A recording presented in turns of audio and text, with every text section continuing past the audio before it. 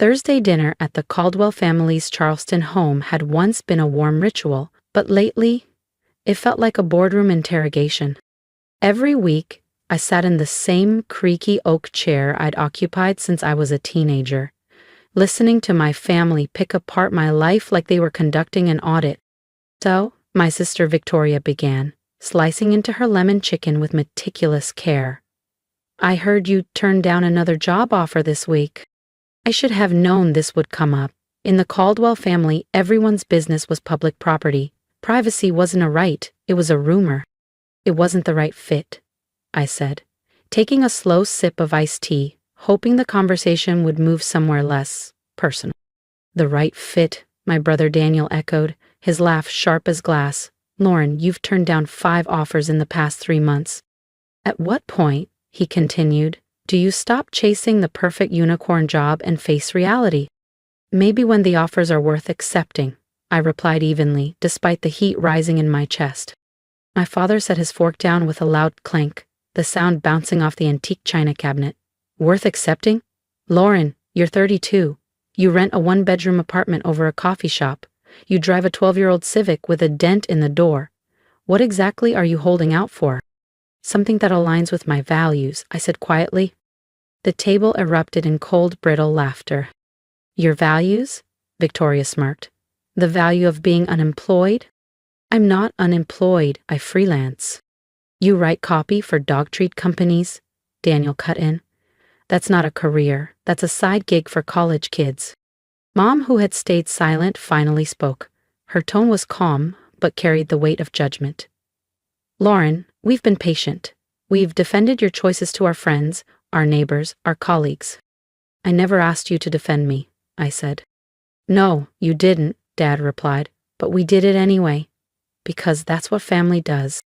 I kept my eyes on my plate, my grip tightening on the fork, determined not to give them the satisfaction of seeing me flinch. We protect each other, even when one of us makes choices that reflect poorly on the rest of us. Dad's words hung in the air like smoke, acrid, suffocating. But our patience has limits, Mom continued. Her voice was steady, but her eyes carried the weight of something final. And frankly, we're tired of being embarrassed by you. A cold knot formed in my stomach. This wasn't the usual round of criticism. This felt decisive. What are you saying? I asked, though part of me dreaded the answer. Victoria and Daniel exchanged a glance, the kind you give someone when you've rehearsed the lines ahead of time. This wasn't an off-the-cuff family intervention. This was a planned execution. We're saying we can't keep associating with someone who refuses to live up to their potential, Victoria said smoothly. It's hurting our reputations, our business relationships, our social circles. Your social standing? My voice carried more disbelief than I intended. Yes, Daniel said sharply. Do you know how humiliating it is to tell people my sister is a 32-year-old freelance copywriter? That doesn't exactly help me land new investment clients. And I'm up for senior partner at my law firm, Victoria added. Having a sister who lives like a grad student doesn't exactly project stability. I stared at the people I'd shared decades of holidays, birthdays, and quiet Sunday mornings with, people now looking at me like I was a flaw in the family portrait. So what, I asked, you want me to take any job, no matter how soul-crushing, just so you can feel less awkward at charity galas? We want you to grow up, Dad said flatly, to stop pretending your principles outweigh your responsibilities. What responsibilities? I shot back. I pay my own rent, my own bills. I don't ask you for anything. You owe us the courtesy of not embarrassing us, Mom said coldly. At least try to look successful. I am successful, I said, my voice rising despite myself. I do work that matters. Sustainable living, ethical consumerism, social justice. Topics that don't pay the bills, Victoria cut in. The silence after that was deafening. Stability isn't everything, Mom repeated slowly, like she was tasting something bitter. Lauren, Dad said, his voice dangerously quiet. Your mother and I have spent our entire lives building stability for this family. We've sacrificed, we've saved, we've planned. And you're telling us that none of it matters? That's not what I said. It's exactly what you said, Victoria cut in. You're dismissing everything we've built, everything we value. Because you value the wrong things, I blurted, and regretted it instantly. The explosion was immediate. The wrong things? Dad roared, shoving back his chair so hard it toppled. We value hard work, responsibility, contributing to society, building something that lasts. What's wrong with that? You care more about appearances than authenticity, I shot back, standing now too. You're more worried about what strangers think than what actually matters. And what actually matters to you? Mom's voice was cold enough to frost glass. Because from here, it looks like nothing matters. Not your family, not your future, not your responsibilities. That's not true, I said, but even to my own ears it sounded thin. Isn't it? Daniel leaned back, arms crossed. When was the last time you came to one of my investment client events? When did you ever help Victoria network at her firm's charity galas? When was the last time you did anything to lift this family up instead of dragging it down? I opened my mouth, then shut it, not because they were right, but because I'd stopped being invited years ago. We've given you every advantage, Mom said, her hands trembling slightly as she reached for her wine. Every connection, every recommendation, every chance to prove yourself as the daughter we raised. And you've wasted every one, Victoria added. They weren't opportunities, I said desperately. They were traps, ways to make me into someone I'm not, someone who'd hate her own life. Dad's laugh was short and bitter. You think a stable job, a nice home, and respect would make you miserable? Do you know what actually makes people miserable, Lauren? Poverty, instability, watching your own family be ashamed of you. The words hit harder than I expected. You're ashamed of me, I said quietly. If you want to know what I told them next, and why it left the whole table in stunned silence, make sure you subscribe so you don't miss the next part. It wasn't a question. The silence between us was thick with 3 decades of disappointment and unmet expectations. Finally, Mom spoke. You're officially dead to this family, she said, her tone calm, almost casual, like she was remarking on the weather. She picked up her fork and cut into her lemon chicken as if she hadn't just severed me from my own bloodline. Around the table, heads nodded, conversation resumed. Victoria asked Daniel about his latest investment trip. Dad commented on the Cabernet. Mom complimented herself on the seasoning. They laughed, they planned, they excluded me entirely as if I'd already vanished from existence. I stared down at my plate, my mind blank, until muscle memory made me check my phone. I expected nothing, maybe a spam email or a grocery store coupon. Instead, a notification lit up my screen. Congratulations! Your article, The Hidden Environmental Cost of Fast Fashion, has been selected as a finalist for the National Environmental Journalism Award. The winner will be announced at tomorrow's ceremony. Please confirm your attendance. I read it 3 times, making sure my eyes weren't playing tricks on me. The National Environmental Journalism Award, a $50,000 grant, guaranteed features in top-tier publications. 6 months ago, I'd submitted that piece. The one I'd spent 3 months chasing across continents, speaking with cotton farmers, factory workers, corporate executives, and environmental scientists. It was work that mattered, work my family mocked as unpaid blogging. I slid my phone back into my purse without saying a word. Let them keep eating. Let them believe they'd cut off the family embarrassment. Tomorrow, they'd find out exactly what and who they'd just dismissed. The rest of dinner blurred into meaningless chatter. No one said goodbye when I left. No one walked me to the door. Back in my tiny apartment above the coffee shop, I spent the night pulling outfit options for a ceremony I'd never dared to imagine attending. The next morning, I slipped into my best dress, a simple black sheath I'd once worn to job interviews, and took an Uber to the Charleston Grand Hotel. When I stepped into the main ballroom, I froze. Hundreds of journalists, editors, and industry leaders filled the space. The air buzzed with ambition and achievement. I spotted faces I knew from television segments, names I'd seen in glossy magazine bylines, reporters whose work had inspired me for years. And now, somehow, I was here among them. The ceremony began with tributes to the year's most impactful environmental reporting. I sat toward the back, palms damp, heart thudding as each award was announced. Finally, they reached my category.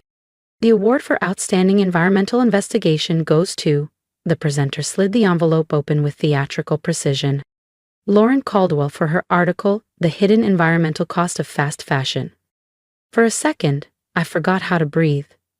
Applause swelled around me as I walked to the stage on legs that didn't quite feel like mine.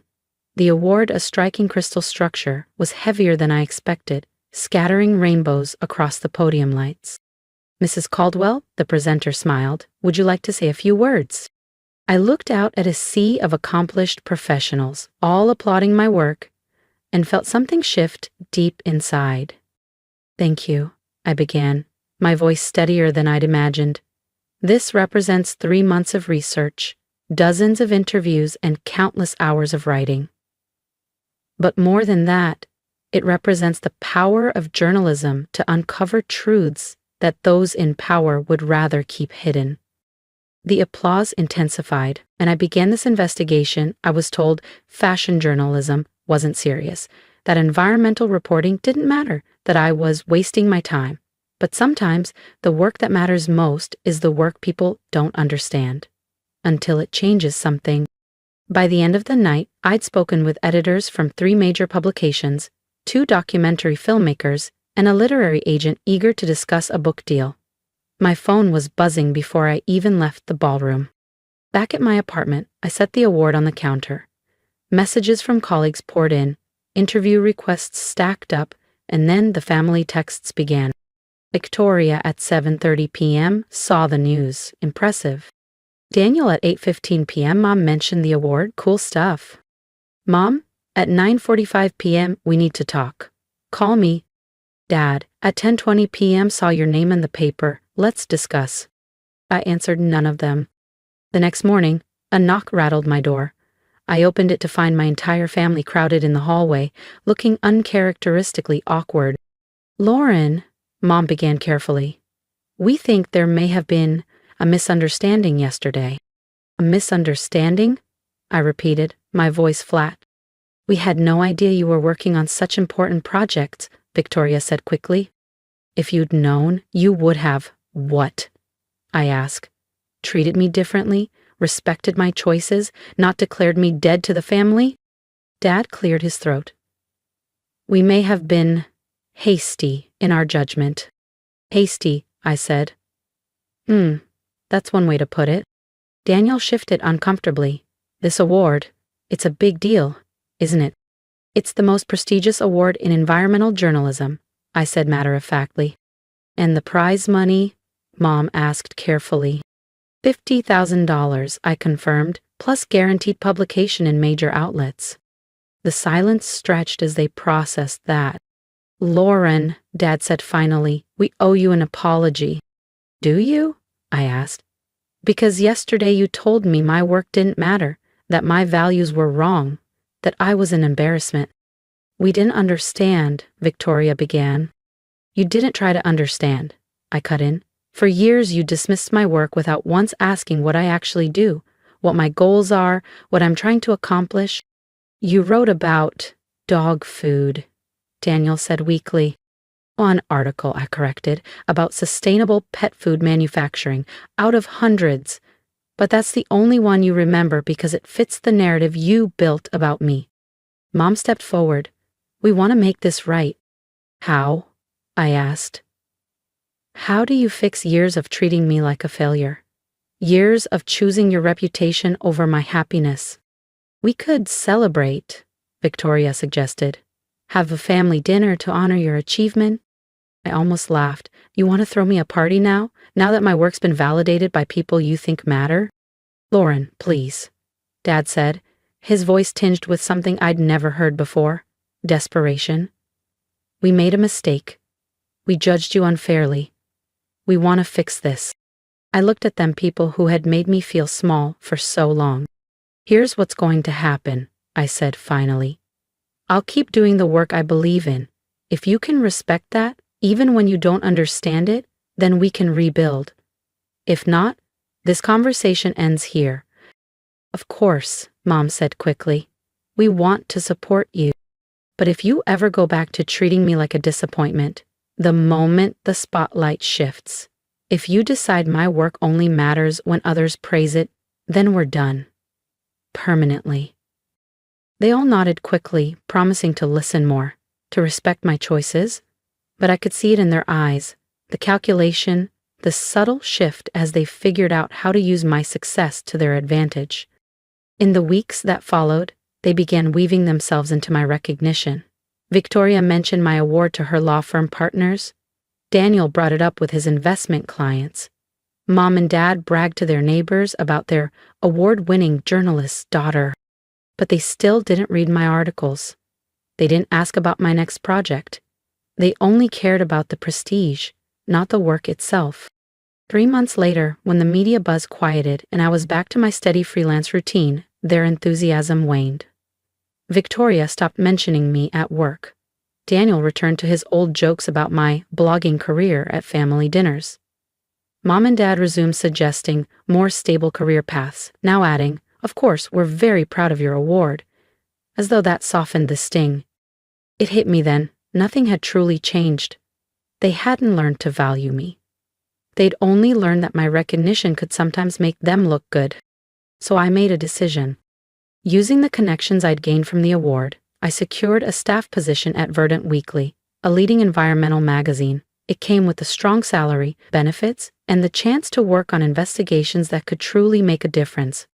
Best of all, the magazine was based in Portland, Oregon, over 3,000 miles from Charleston, and the suffocating rhythm of Thursday dinners, where my worth was measured by others' approval.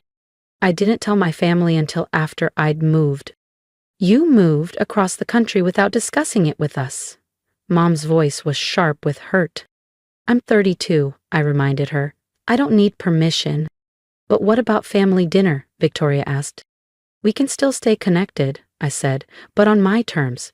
I'm done defending my life to people who only support me when it benefits them." The conversations that followed were messy, full of old resentments, sharp words, and moments when I nearly hung up. But distance gave us something years of Thursday dinners never had: perspective. Without constant judgment hanging over us, we began to talk about things beyond my career and their disapproval. Victoria called after reading my piece on corporate environmental responsibility. "I had no idea companies were doing this," she admitted. "It's important work." Daniel texted me after my investigation into sustainable investing.